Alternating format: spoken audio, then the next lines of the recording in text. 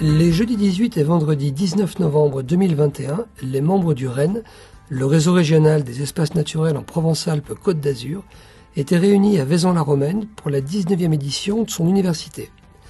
Durant ces 2 jours, ils ont partagé des temps de visite sur le terrain et d'autres moments de travail en plénière ou en atelier.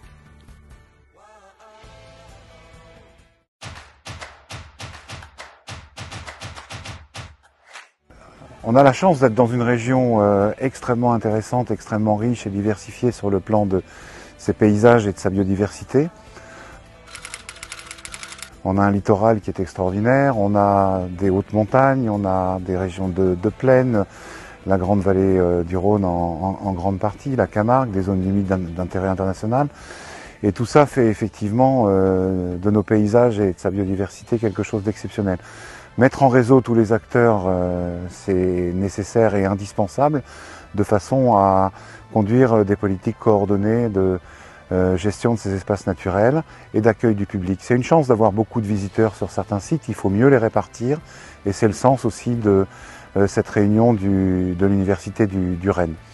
Voilà, donc on se reverra bientôt pour faire un retour d'expérience de ce qui aura pu être mis en place dans les différents parcs et dans les différents espaces protégés. Et ce sera vraiment très opportun et très chouette de pouvoir se revoir sur ces questions-là de régulation de fréquentation.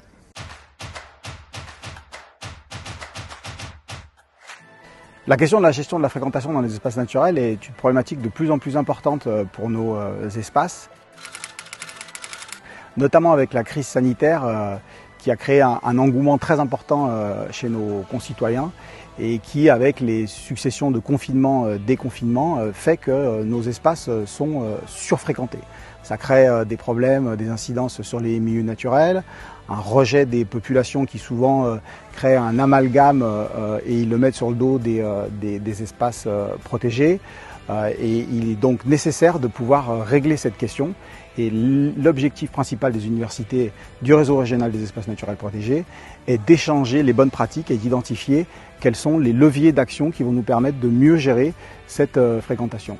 Et on doit aussi essayer de répondre à des questions qui ne manqueront pas de faire débat dans la société, puisqu'on s'aperçoit que certains espaces protégés sont amenés à fermer des sites, les rendre payants, fixer des quotas, des jauges ou des obligations de réservation qui nécessitent d'être discutées. L'université débutait par une visite des gorges du Toulourenc. Niché entre les Baronnies provençales et le Ventoux, ce site Natura 2000 est un écosystème fragile abritant une biodiversité remarquable.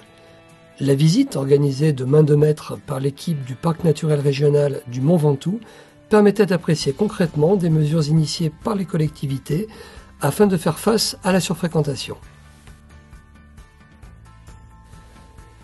Cette première matinée se terminait au jardin singulier de Saint-Léger-du-Ventoux, un site original proposant des lectures à la fois sportives, ludiques ou artistiques de la nature au travers de sentiers thématiques familiaux, de land art, d'un atelier de réparation de vélos et même d'une librairie dédiée aux petits éditeurs locaux.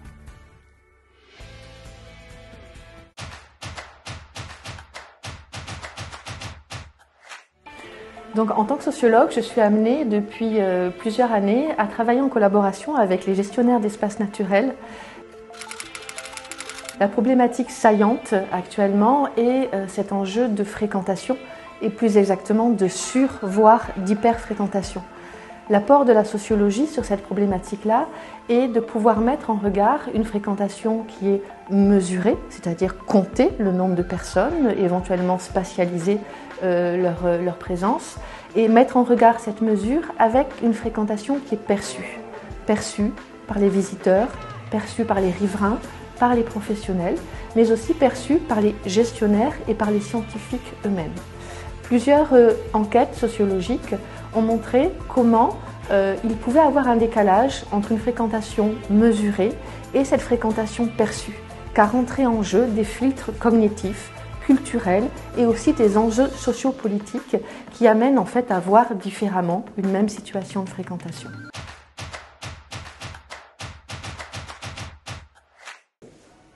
Donc la question de la fréquentation dans les espaces naturels, c'est une question qui qui est assez ancienne en fait. Dès qu'il y a eu du monde dans les espaces naturels, la question s'est posée. Elle n'était pas toujours problématique, même si elle a toujours pu être ressentie comme invasive, mais même au départ, on cherchait à mesurer cette fréquentation pour faire exister les espaces naturels et montrer qu'ils avaient une valeur, notamment une valeur économique, et qu'il fallait mettre des moyens pour gérer et protéger ces espaces.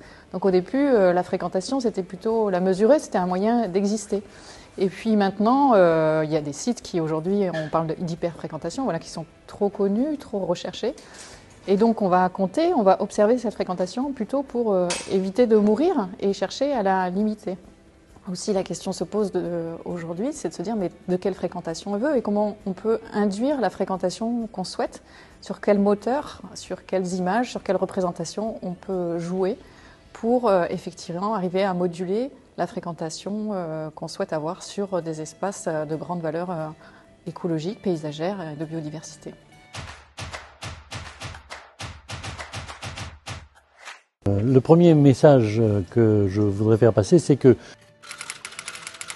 le droit, ça ne se limite pas à la réglementation. À côté de la réglementation, il y a le contrat, la responsabilité, les droits d'entrée, etc. Cela dit, la réglementation, ça fait aussi partie évidemment du droit. Et la nouveauté, c'est que depuis août 2021, il y a un texte qui a été adopté par l'Assemblée nationale et le Sénat, qui donne compétence aux maires d'abord et puis éventuellement aux préfets pour interdire ou réglementer l'accès aux sites naturels en tenant compte des dommages que l'accès que la surfréquentation peut causer à ces sites naturels. Donc les maires, les préfets peuvent aujourd'hui venir réglementer cet accès. Et puis il y a, comme je l'ai dit, les contrats par exemple, qui permettent de faire s'engager des entreprises pour limiter l'accès. Il y a la responsabilité pénale, la responsabilité civile pour la réparation du préjudice écologique. Tous ces outils-là doivent être mis en œuvre en même temps et combinés les uns avec les autres. Le programme des 2 jours était dense puisque les participants découvrirent également des retours d'expérience du réseau des grands sites de France, des parcs nationaux et régionaux de Porquerolles, des Calanques ou du Verdon, ainsi qu'un état des lieux de l'Agence régionale pour la biodiversité et l'environnement relatif à la surfréquentation dans les espaces naturels protégés. Ce dernier servait d'ailleurs de support à une séquence de 4 ateliers consacrés à la communication, aux connaissances, aux mesures incitatives et enfin aux mesures réglementaires et conventionnelles.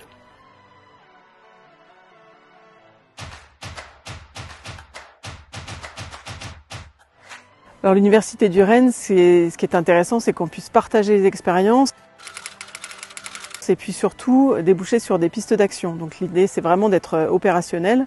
Une des premières pistes d'action, c'est continuer sur les actions de communication que nous avons réalisées en avril dernier avec le comité régional de tourisme, donc à la fois avec le Rennes et l'Agence régionale pour la biodiversité et l'environnement. Et puis on a d'autres pistes, notamment des projets européens, pourquoi pas aussi des projets de coopération internationale, comme on le fait, comme on commence à le faire déjà avec le Costa Rica, qui est une coopération de la région Provence-Alpes-Côte d'Azur avec ce petit État qui est de 5 millions d'habitants.